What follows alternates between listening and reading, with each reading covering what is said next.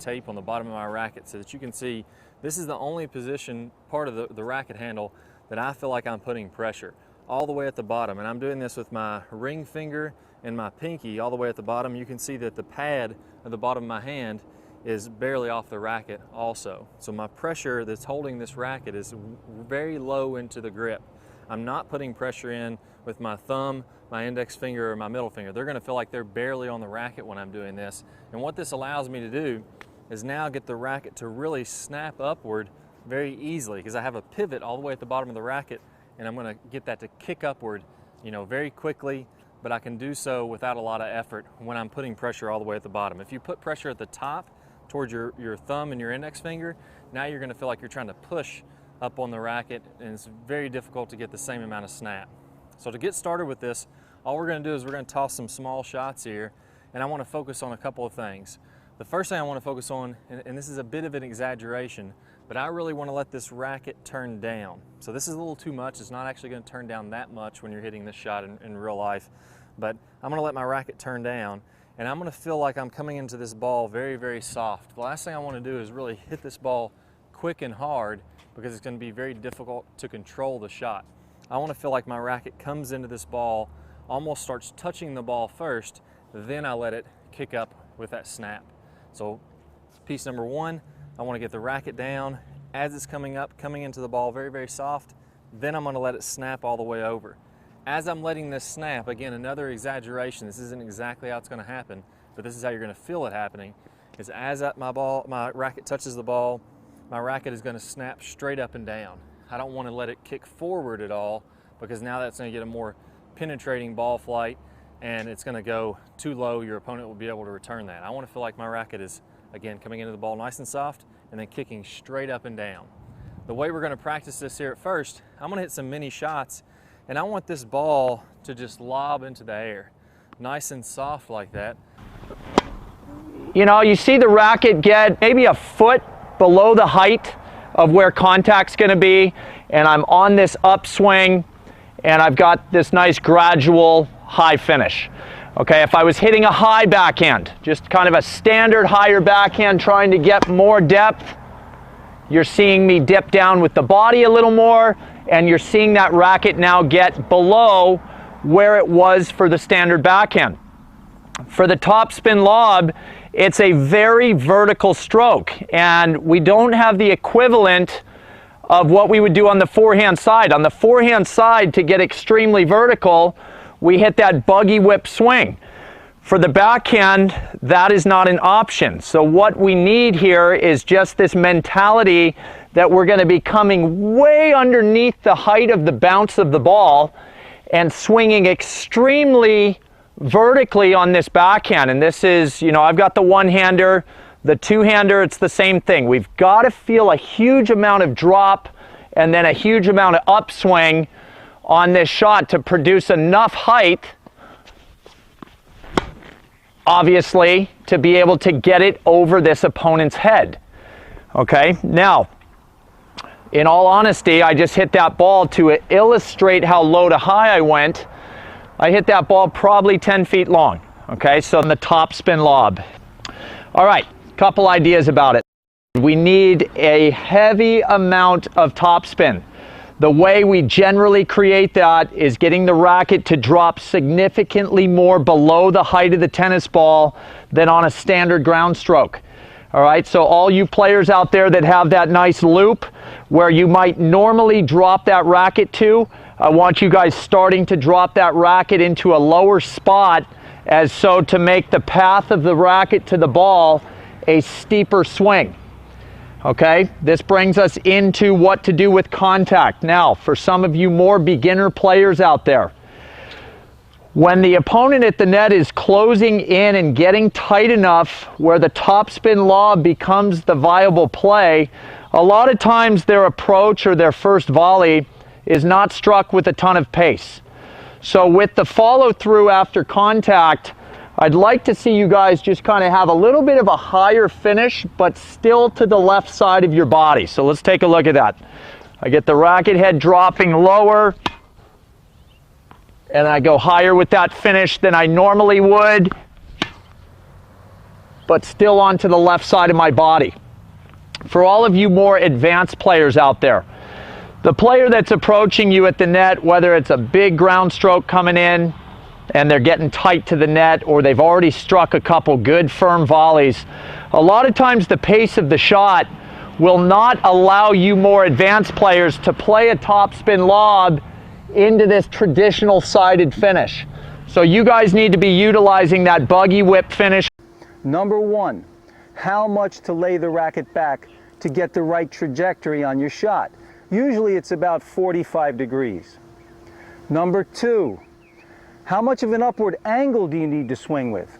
Usually it's about 55 to 60 degrees. So if that's a 45 degree angle, you're going to have to increase that angle a little bit, 55 to 60 degrees. And number three, you have to figure out how much speed you need to take off your swing in order to keep the ball in play. The only way you'll figure out these three factors is to practice lobbing under realistic conditions.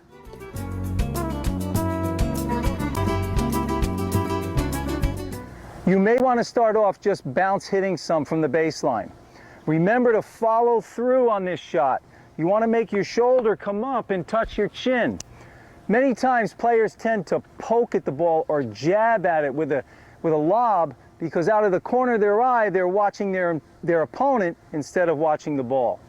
Remember, strive to swing up on that 55 to 60 degree angle with the racket face open about 45 degrees.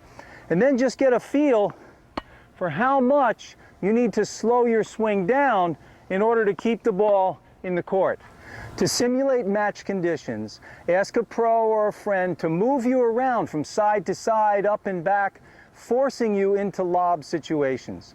Glenn now is going to move me around, and I'm going to aim high and deep. I want my lob to land 3 or 4 feet from the baseline.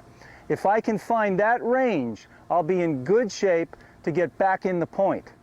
Okay, the 2 key points to remember with defensive lobs. Number 1, swing on that upward angle of 55 to 60 degrees. And number 2, make sure that you finish the swing. Make your shoulder come up and touch your chin. Watch the ball, not your opponent.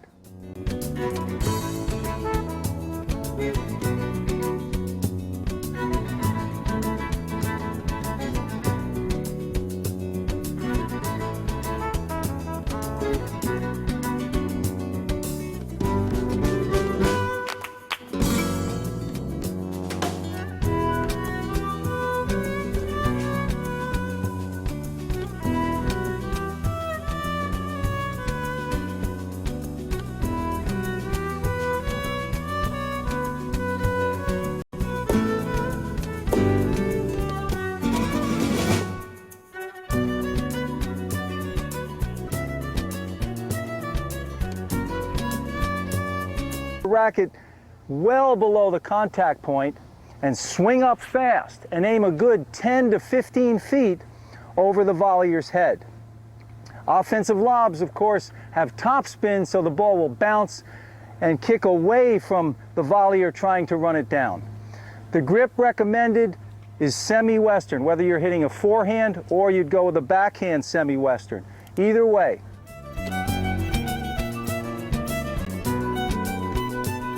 So again, just start off, bounce hitting some. Swing low to high on a very sharp angle, and you have to swing very fast. Think spin on this shot. And it's okay to flick your wrist to give yourself a little extra spin. But remember, only flick the wrist this way. Remember, you're coming into the contact area with a closed face racket. Notice my racket is closed here.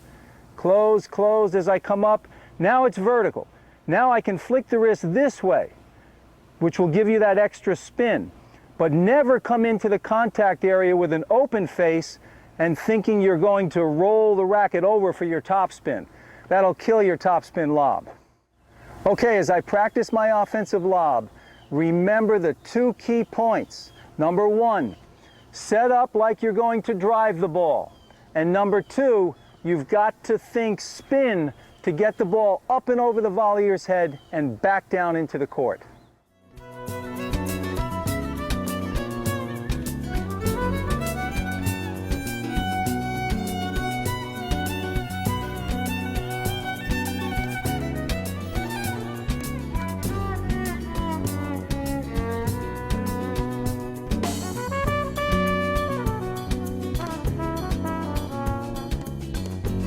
Now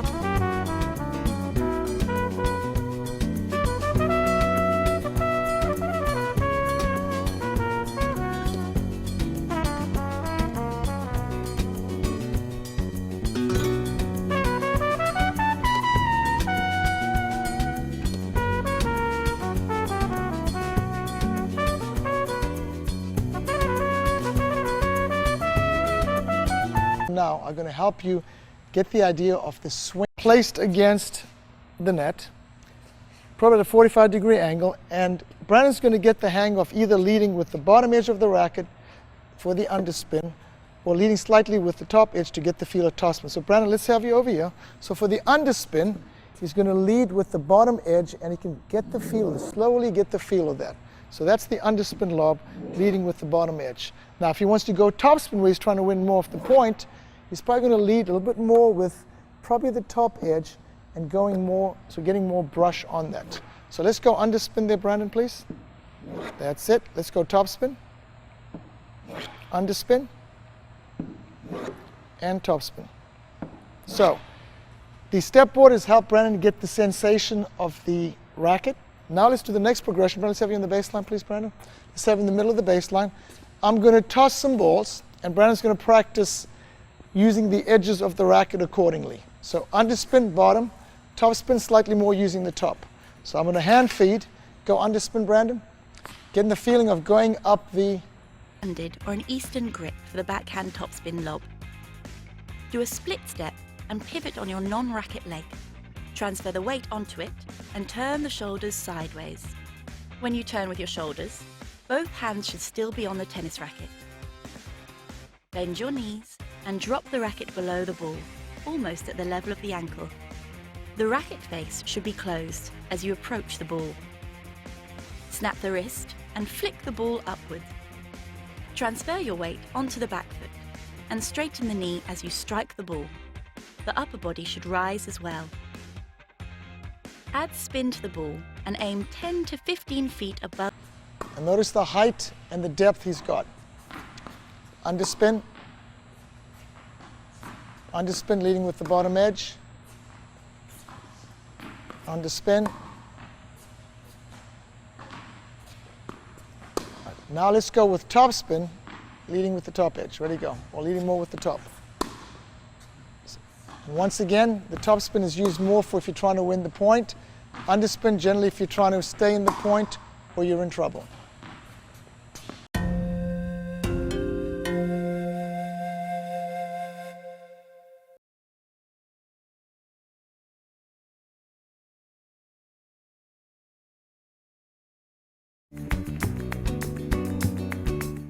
There are many ways the lob can be used tactically.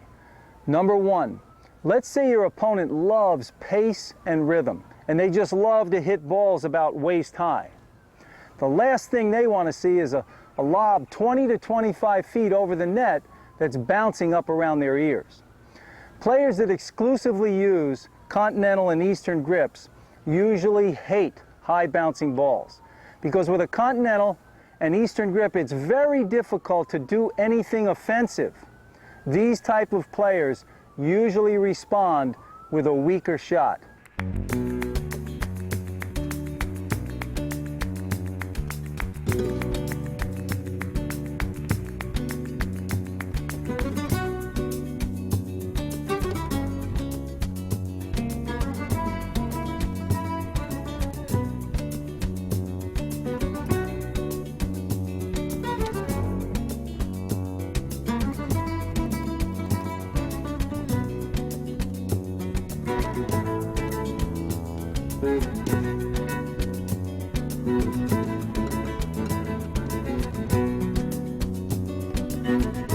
Spin lob here, okay? So here we go.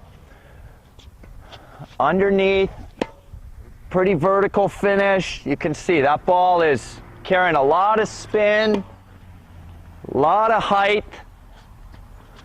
Notice Mark's relationship to the net. He's pretty close to the net, right?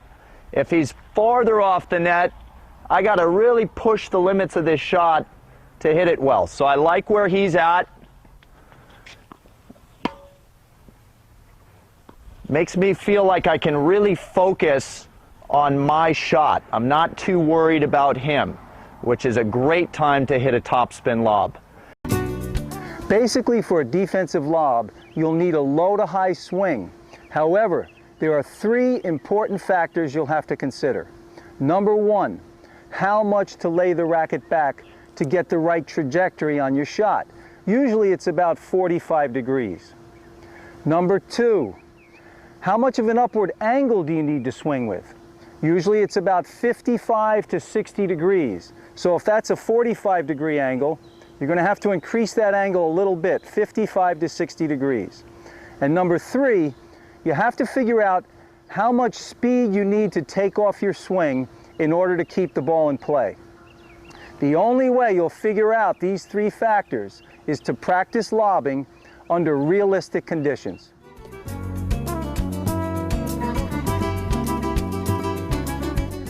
You may want to start off just bounce hitting some from the baseline. Remember to follow through on this shot. You want to make your shoulder come up and touch your chin. Many times players tend to poke at the ball or jab at it with a lob because out of the corner they're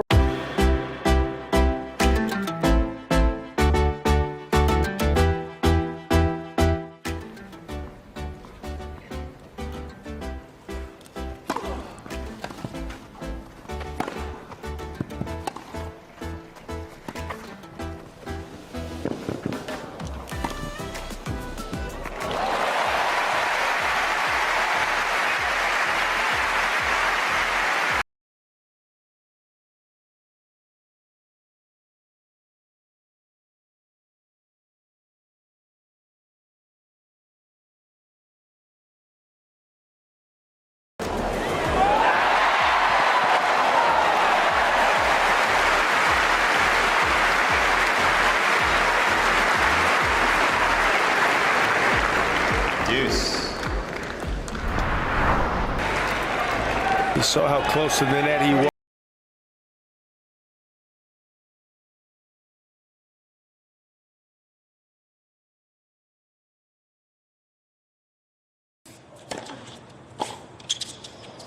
Заколотит сейчас, конечно, играть.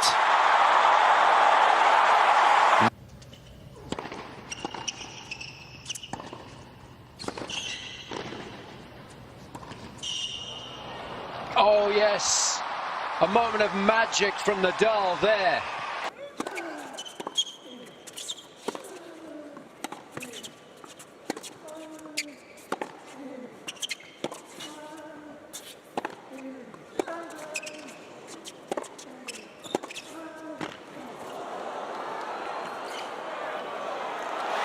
Oh, he's got no business winning that point.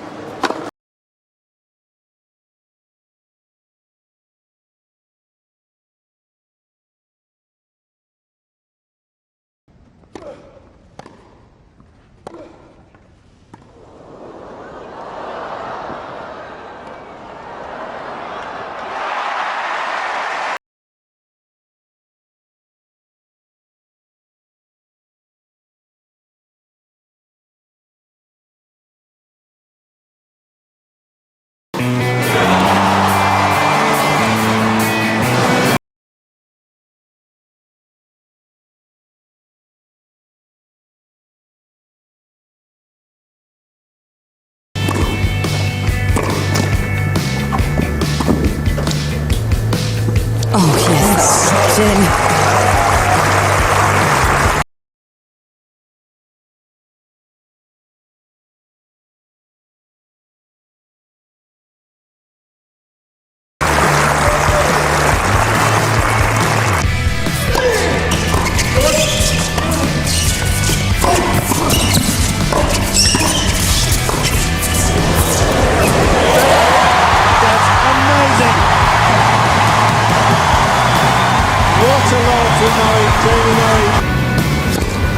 Alter to serve.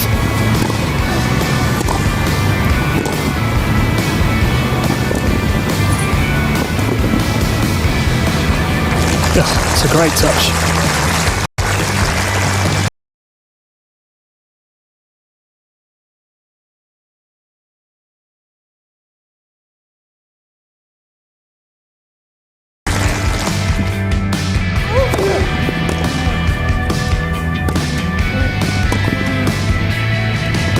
Beautiful.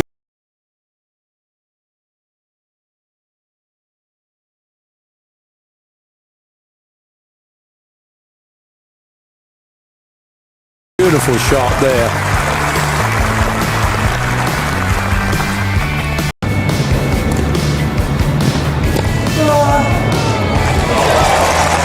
Oh, he nails the baseline.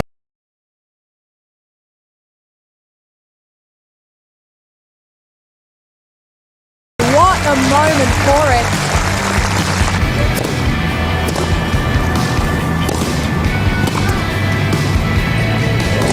Oh, again. It's a great lunge from Conte.